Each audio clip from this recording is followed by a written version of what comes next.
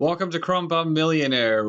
Now, last time I made a video about how to, what to do with your money, right? So, like I was saying, the first thing you shouldn't put it in is immediately just go into the stock market, right? Because, you might need that money to, I don't know, pay for your child's broken arm or like that flat tire or some kind of emergency thing that happens up. So I had kind of like a tier of things that you should put your money into first before you start considering investing, right? Well, I happened to go on to CNBC Make It, and there was a video there about what to do, how to invest your first $1,000. And I'm going into this already imagining in my mind that they're probably going to be doing like actual investments. They're not going to be talking about budgeting. They're not going to be talking about savings. They're not going to be talking about these other things. So I imagine they're just going pure investment, what you should do if you already have all that other stuff figured out. So I'm kind of going into that with this mindset, and I just kind of want to hear what they have to say. I haven't watched this before, so this is all going to be kind of a raw reaction. You guys are going to see what I see as I see it and my reactions as I see it. Okay, let's start.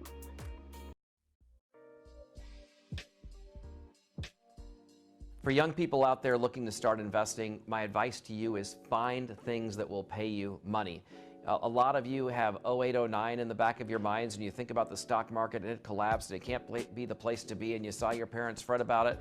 Well, here's the deal. If you were the worst investor in the world and you put your money, all of it, in the stock market before the 08, 09 collapse, your money would be triple today. It's very hard to lose money when you're broadly diversified in things that are paying you. You want to own stocks that... Whoa. Okay. If you were the worst investor of all time in 2009, I think we had a lot of those actually in 2009. I think they lost all their money too because they were bad investors. They either pulled their money out too soon when the stocks started going down, or they were invested in incredibly risky stocks that when the volatility hit and the bad times came, those companies completely folded up, right? In fact, Millennial Money on this exact channel has a story of a kid on here who lost $20,000 of his dad's money too. Investing into risky stocks then, so he's totally wrong about that, but he's right. The general case is made there, right? That yes, if you invested in like an index fund, an S&P 500 index fund, or like a good diversified fund there, which if you're a bad investor, you're not going to be diversified. I mean, he's just wrong about that. Your money would be, you'd probably triple, quadruple, centuple your money, right? At this stage in the game. You can look us up. All sorts of graphs will confirm this. So I agree with the point. He's going a little too far there with saying if you're the worst investor of all time. There still is, you still kind of have to know a little bit what you're doing. And now he's talking about income. So I'm wondering where he's going with this. Let's hear about this income stock stuff. I'm gonna rewind a little bit. Let's see here. 09 collapse, your money would be triple today. It's very hard to lose money when you're broadly diversified in things that are paying you. You want to own stocks that pay you dividends with companies that are making money. You want to own bonds, which are just loans to corporations and governments, and they're paying you interest or yield that you get to put in your pocket. You want to own real estate, whether it's a duplex or buying publicly traded real estate where you're collecting rent, and after the expenses are paid, you get to put money in your pocket. That's what investing is. The stock market goes up and down, but over time, it's going to make you money. And yes, there are lots of other things that are out there to confuse you, like cannabis startups and cryptocurrencies. Those things are not paying income, which is why you see a very big boom and bust cycle there. Okay, well, hey, I gotta stop that. Okay, that's way wrong. I can't even begin to explain how wrong that is. The reason why marijuana and cryptocurrency are incredibly risky and volatile drugs has absolutely nothing to do with the fact that they don't pay you a dividend. That's the stupidest thing. I mean, that's just dumb. I mean, I just gotta say, dude, that's dumb. That has everything to do with, these are totally new technologies. They are we're not sure what these technologies are gonna do in terms of cryptocurrency. And whereas with marijuana, like, we have no idea where the political winds are gonna blow here, right? This could be something that is legalized throughout all 50 states, or it could be something that is, banned completely. So that is what has to do with the volatility on those. Now, when he's talking about this whole thing about income investing is the best way to invest with stocks, that's debatable. I mean, there's people out there who talk about, and it's clear, I'm not faulting him on this. It's clear where he believes it is. But I'm just saying there is debate about this, right? Because the dividend that they pay you is taken right out of the equity of the stock. So if your stock was $50 and it grew to $51 and they paid you a $1 dividend, your stock would have been $50 if you had $51 if you had sold it. But because they paid you the $1 dividend, they took the $1 out of the stock and paid it to you. So you didn't really make any more money.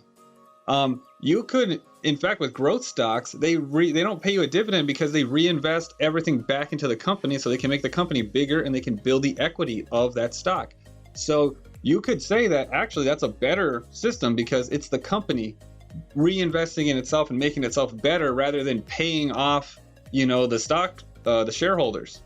So, and there are studies out there talking about dividend income investing is going to be better in the long term than growth investing or value investing or some of these other things that you can do. And there's a lot of debate. That's kind of the point I'm trying to make here. I understand you can do drips where you reinvest the dividend into buying more stocks. You kind of have like this compound interest effect where, it's all of an exponential growth kind of factor you have. I understand that. And I understand that, if you're retired, income is pretty important. Like you can kind of treat your stocks that you already have invested in as principal, and then whatever dividend they're paying out, you can just go use that for your spending. I get it. But I have a feeling he's not talking to 55-year-old, 60-year-old people who are about to retire. This is a channel that's pretty much it has millennial money on it, right? These are people who are probably like the mid-20s, 30s, early 20s maybe, not even though they're not millennials, who are watching this channel. So let's go on. The real way to get started, the real way to build wealth is to start investing a little bit every single month. Wake up 10 years from now and you'll have a great building block in place for your future. When young folks are starting out, they tend I would go a little bit further with that though. I feel like that's really general. Just put a little bit away. Yes, but there's other things to it, I would say. First, I would say I try to put it somewhere where it's not easy for me to spend. Like something where, like, for instance, I have a high yield savings account at American Express. It takes me about 3 days to put money into it, and it takes about 3 days to get the money out. So 3 days, like within that time period, like I could stew about it and be like, yeah, you know what, I don't really want to spend that much money, and then put it right back into the account. look at their balance sheet and they look at maybe their car as an asset, and maybe they've bought their first place to live in and they consider an asset. But when you're looking at it from an investment standpoint, those are really liabilities. The way an investor looks at their net worth statement is, what are things that bring me money and what are things that take money away from me? If I have my startup new home, it's taking money away from me. I'm paying property taxes, I'm paying maintenance, I'm paying insurance. At some point, something big is going to happen that I'm going to have to fix. Yes, it might appreciate, that's a maybe, and it probably won't appreciate enough to offset all those things, and it certainly isn't going to appreciate enough to offset assets that bring you money and how much those grow. A car, the day... Before we get into cars, okay? I see where he's going with the house. I see it. This is a very... Robert Kiyosaki is probably the financial, writer, guru, whatever you want to say, in recent times that's kind of really pushed this idea of a house as a liability and not an asset. And he's right to a certain extent. Like, by living in a house, like not just by flipping a house or anything like that, they live in the house for a time period and then leave, and then they rent it out to somebody else. So the thing is, he's assuming people are going into buying a house like they're just going to go in and just buy a nice house and not care about how much it costs, or not care about like using it as an investment. A similar story would be like, if you treat your house like an investment, like you would treat a stock, right? So like, for instance, when I bought Facebook, right? I bought Facebook because I knew Facebook was a valuable company, and I saw the stock price was $135, and I was like, this is ridiculous. This stock is no way it's going to stay at 135 because it's a good company. You can go into a house the exact same way. If it's a house, it's in a good neighborhood. There's a new roof on it. There's like a new boiler on it. The foundation is new as well. And, maybe it has like grandma's like beaten up carpeting on it. There's terrible paint. The floor needs to be redone. The things that you get messed up with are when you move into a house because it has a nice kitchen and then you find out the roof leaks. those are the things that are going to kill you. So I don't agree with that completely. See, there's a YouTube channel, Meet Kevin. Highly recommend that. Watch that channel if you want to hear more about this kind of stuff. I am not investing in real estate right now myself, so that's a disclaimer. However, that's my philosophy of how I'm going to invest in my first house, right? Is the same thing like Meet Kevin puts out there, which is I'm going to go live at that house for a time period. I'll probably get like something that just needs some minor cosmetic work on it, but you know, the foundation's good, roof is good, things like that. You know, maybe just over time, during the time I'm living there, redo the bathroom, do the floors, paint the walls, things like that. And then when I'm ready to move out, I'll rent that out to somebody else. So it does become income at the end, right? But you can experience appreciation during that time period too. And it's not like it might not. I mean, you could say the exact same thing with your investments. Your stocks might not go up either. The stock market might have a bad couple years where you lose money.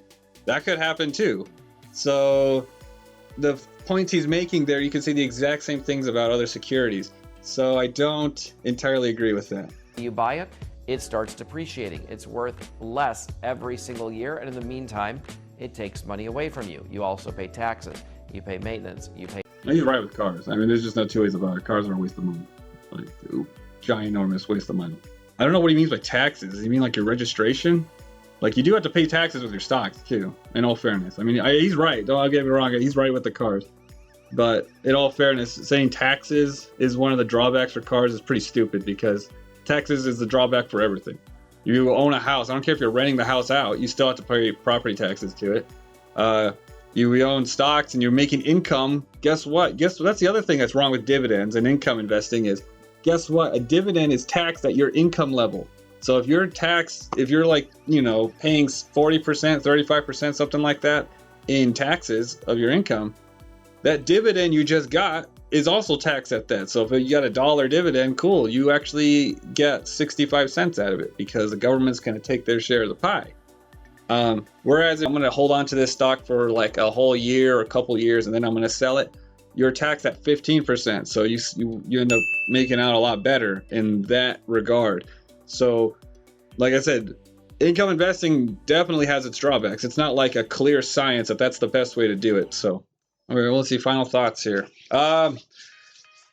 Pretty good advice, I think. I mean, it's not bad advice. It's not terrible. It's stuff I don't agree with. I'm sure he would probably disagree with my stuff that I say. There's a lot of experts that really support a lot of the things that he says, like with real estate.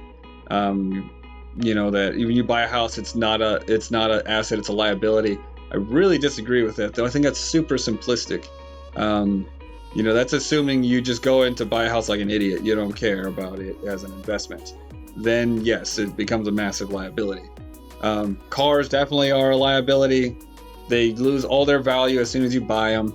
So you always want to buy a car that's, you know, at least a few years old. You might even consider leasing it. I know Dave Ramsey hates, you're the Dave Ramsey crowd out there. You guys hate leasing, but there's some case you can make with leasing sometimes. But that's all we have here for today. Thank you for tuning in. I hope you had fun with this. That was fun. I always like to hear what other people have to say about these kinds of things. And, you know, this is a channel about discussion and debate about different strategies out there. I'm a firm believer that there's no real one strategy out there for gaining wealth that fits everybody. It all depends on your goals and your situation at that time.